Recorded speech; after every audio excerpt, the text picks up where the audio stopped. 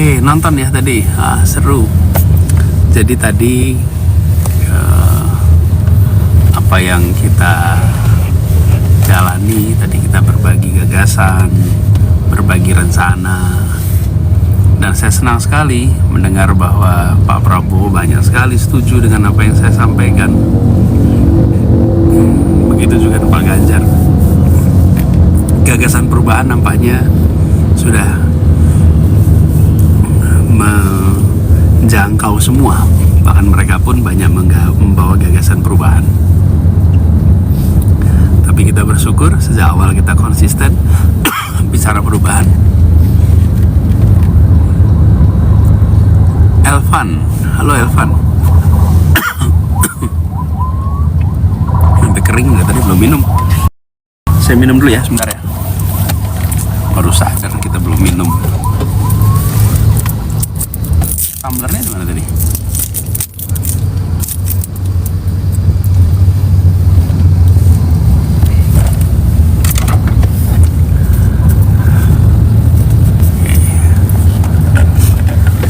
Saya minum dulu ya. Sampai kering tenggorokan. Kalau habis bicara panjang, banyak saya selalu minum airnya hangat. Bawahnya panas sehingga membantu tenggorokan menjadi lebih lembab, nggak kering.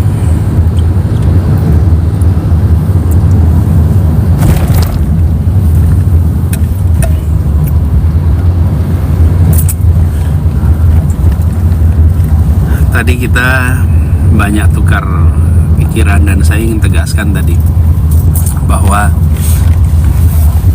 negara itu hadir melindungi yang paling lemah, membesarkan yang di tengah, dan mengayomi juga bagi yang di atas. Jadi semua dapat kesempatan, dan negara itu harus welas asih, harus rahman, rahim. Jadi melihat rakyat itu tidak sebagai lawan. Kalau yang besar-besar boleh dapat tanah banyak, kenapa yang kecil tidak boleh kita atur supaya mereka bisa mendapatkan tanah untuk hidup layak? Kalau yang besar-besar bisa dapat akses kredit, kenapa yang kecil tidak dapat kemudahan untuk dapat akses kredit?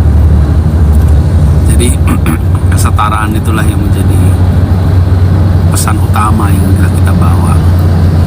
Jadi mudah-mudahan pesan ini tadi tersampaikan. Kita fokus pada ide, fokus pada gagasan, dan memastikan bahwa mereka terus masyarakat ya bisa nantinya membandingkan, dan harapannya nanti pada tanggal 14 Februari bisa memilih. Lalu saya tadi secara khusus, karena tidak dibahas oleh panelis, saya membahas soal perempuan. Soal perempuan ini penting sekali, jangan sampai terlewatkan. Seringkali isu ini isu yang di dalam public policy itu penting tapi tak cukup atensi, dan kita sengaja secara khusus ingin agar problem-problem perlindungan perempuan itu bisa diatasi sehingga negeri ini menjadi negeri yang nyaman bagi semua. Ada 4 kelompok yang harus dapat perhatian ekstra. Kalau 4 kelompok dapat perhatian ekstra, nanti yang lain itu aman. Siapa? 1, perempuan. 2, lansia. 3, anak-anak. Dan 4, penyandang disabilitas. Bila 4 ini dapat perhatian, maka sisanya akan bisa mendapatkan yang dibutuhkan. Itulah sebabnya mengapa 4 ini harus jadi perhatian utama. Dan tadi juga saya sampaikan bahwa ketika kita berbicara tentang penyandang disabilitas, maka jangan itu penyandang disabilitas adalah memenuhi hak asasinya. Itu bagian dari hak yang harus kita penuhi. Jadi beda sekali cara pandangnya. Itu teman-teman tadi terkait dengan debat tadi. Saya lihat coba nih. Malam ini sekarang saya langsung pisah tadi dengan Gus Imin. Karena Gus Imin pulang ke rumah, saya langsung ke bandara. Saat ini saya akan menuju Manado. Hai teman-teman semua, ini adalah debat yang terakhir di putaran pertama. Tapi perjuangan kita belum berakhir. Kita harus terus berjuang memastikan bahwa 14 Februari adalah hari perubahan. Memastikan bahwa 14 Februari adalah hari di mana kita bisa merasakan Indonesia yang akan berubah menjadi lebih adil, menjadi lebih setara, memberikan kesempatan yang sama kepada semua. Insya Allah.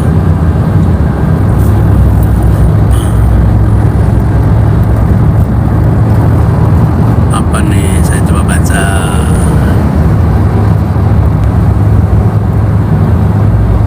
Alhamdulillah.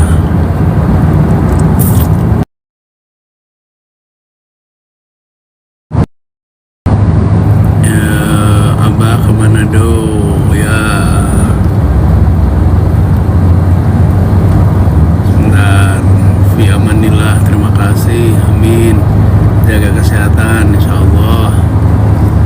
Kawal TPS ya, setuju. Nih dari siapa nih? Arbi. Closing statement Abah bikin terharu.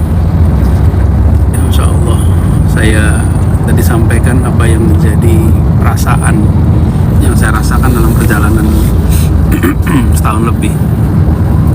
Saya berjumpa dengan begitu banyak orang, jabat tangan, pelukan, tatapan, semua itu membawa pesan tentang harapan. Harapan untuk apa? Harapan untuk perubahan, supaya hidupnya lebih baik, masa depannya lebih baik, anak-anaknya bisa punya masa depan yang lebih baik.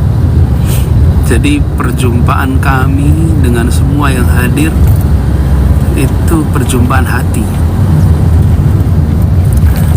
Yang datang di dalam acara-acara kami bukan mencari bayaran, kami juga nggak bisa bayar, tapi semua datang dengan membawa harapan. Dan harapan itu rasanya seperti diembankan di pundak. Tapi saya tidak merasa berat. Kenapa tidak merasa berat? Karena saya ketemu jutaan orang yang mau mengerjakan ini bersama-sama. Membuat posko, membuat poster itu dengan biaya sendiri, mengirimkan doa tanpa putus dari mana-mana. Dan poster-poster itu cemerlang, indah, karena dia tidak dibiayai uang dari Jakarta, tapi dia dibuat oleh hasil keringat pembuatnya, keringat yang kristalnya jernih, karena dikerjakan dengan ketulusan dan keikhlasan. Itulah yang membuat saya tidak merasakan ini sebagai berat, karena dijunjung bersama-sama. Tapi ini adalah perjuangan, ini perjuangan kita bersama. Saya bersyukur sekali perjuangan ditemani oleh orang-orang yang peduli, orang-orang yang sevisi. Insya Allah kita dekatkan dengan istiqomah, didekatkan dengan ikhlas, didekatkan dengan amanah. Ya, kita mau melawan dengan kebaikan, kita tidak melawan dengan angkara murka.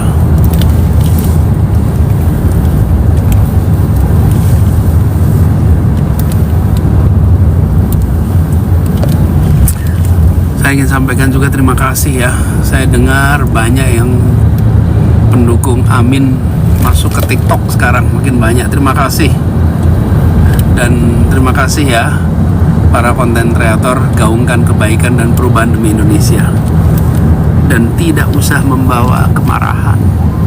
Ya ini memang timpang, ya ini udah terjadi lama, nggak usah marah. Sekarang kita perbaiki. Sekarang kita koreksi dengan rasa kasih sayang pada semua. Sebagai negara, sebagai orang tua bagi semua yang mencintai rakyatnya secara tanpa syarat. Saya setiap kali ketemu anak-anak dimanapun, maka yang saya bayangkan adalah paling daerah terpencil, bisakah dia mendapatkan masa depan yang sama dengan anak-anak kami yang berada di kota-kota besar? Itu yang ada di perasaan saya. Jadi ketika anak itu memeluk, pada saat itu saya membayangkan, ya Allah, mudah-mudahan anak ini punya kesempatan yang sama. Jadi, dan itu saya rasakan bukan karena kampanye. Saya ini keliling ke daerah-daerah terpencil sudah lama. Sejak saya menjadi National Advisor tentang otonomi daerah di 2006, saya keliling ke pelosok-pelosok. Lalu 2010 dengan Indonesia Mengajar, saya ke pelosok-pelosok tanah air, tempat-tempat yang biasanya orang nggak mau jangkau. Dan di situ saya ketemu dengan anak-anak yang kemampuannya tinggi tapi kesempatannya rendah. Dan itu yang membuat saya ingin berjuang soal ketimpangan. Ketika saya dapat tugas sebagai calon di dalam kontestasi Pilpres, maka saya meneruskan ide itu. Saya meneruskan perjuangan itu. Jadi perjuangan kesetaraan itu bukan dimulai saat Pilpres, tapi Pilpres ini meneruskan. Dan itu yang selalu saya lihat. Karena saya punya banyak contoh orang-orang yang merasakan masa depan yang lebih baik karena kesempatan pendidikan. Pendidikan itu betul-betul eskalator. Teman-teman semua, jangan lupa ya, tanggal 10 Februari kita akan bertemu di JIS, Jakarta International Stadium. Hari Sabtu 10 Februari harus pagi-pagi, sebelum jam 6.30 harus sudah masuk. Kita silaturahmi, ajak keluarga, ajak teman, yuk kita penuhi JIS. Kita kirimkan pesan perubahan. Kita kirimkan pesan bahwa kita ingin Indonesia yang adil makmur untuk semua, bukan untuk sebagian.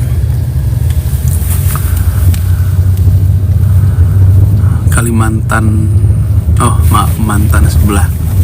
Tadi saya sekeluarga bangga lihat debat Abah sampai nangis. Kami ingin perubahan Abah. Ya, saya juga hal yang sama. Terima kasih Abah, kalau jadi tetap live ya, insya Allah. Tetap live. Malaysia hadir Bapak? Yes, hadir. Peluk jauh. Tadi saya ditanya tadi, ini closing gimana? Saya juga tadi sebenarnya closing itu ngalir aja. Saya hanya mengungkapkan apa yang ada dalam perasaan dan dalam hati. Karena yang sekarang dibutuhkan adalah pemerintahan yang membawa hati, yang membawa cinta, yang membawa welas asih, yang mau melindungi yang lemah, melindungi yang papa, melindungi yang tak berdaya, supaya punya masa depan yang baik. Tapi sisi lain bisa tegas, berani menghadapi yang koruptif, menghadapi yang merusak, menghadapi yang melanggar, menghadapi yang komprador. Ada masanya kita tegas dan ada masanya kita welas asih. Jadi jangan pelit. Negara itu pada rakyatnya. Negara itu harus mencintai rakyatnya tanpa syarat, dan jangan pernah berdagang dengan rakyat. Negara tidak berdagang dengan rakyat. Negara itu menjalankan konstitusi. Untuk apa? Menghadirkan keadilan sosial bagi rakyat Indonesia. Teman-teman, ini saya sudah sampai di bandara. Terima kasih bagi yang udah ikut.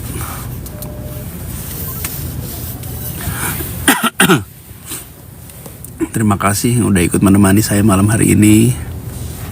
Brisbane hadir, terima kasih. Lufki Pusriyadi,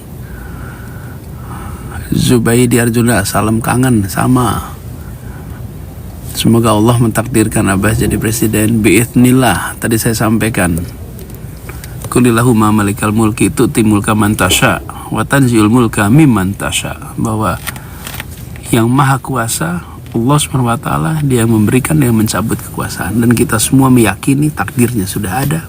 Kita berikhtiar menjemput takdir dan kita percaya rakyat Indonesia nantinya akan menitipkan kepercayaan itu sesuai dengan hati nuraninya yang dipercayai untuk bisa insya Allah membawa perubahan bagi kondisi hidup keluarga-keluarga.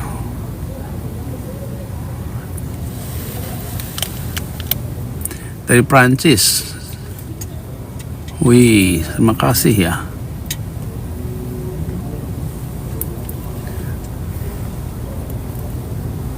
We love you, yes. Oke teman-teman, saya udah tiba di bandara. Saya harus masuk pesawat karena harus berangkat menuju Manado. Yang di Manado insya Allah jumpa.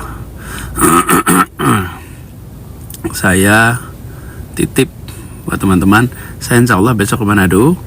Nanti sorenya saya terbang ke Semarang. Jadi besok sore malam di Semarang. Mudah-mudahan di Semarang juga bisa jumpa. Besok malam ini berangkat, mudah-mudahan pagi udah sampai.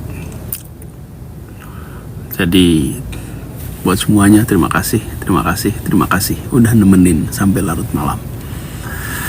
Stay healthy, stay spirited, tetap sehat, tetap semangat. Sampai jumpa di live berikutnya. Makasih ya buat semuanya. Assalamualaikum, selamat malam.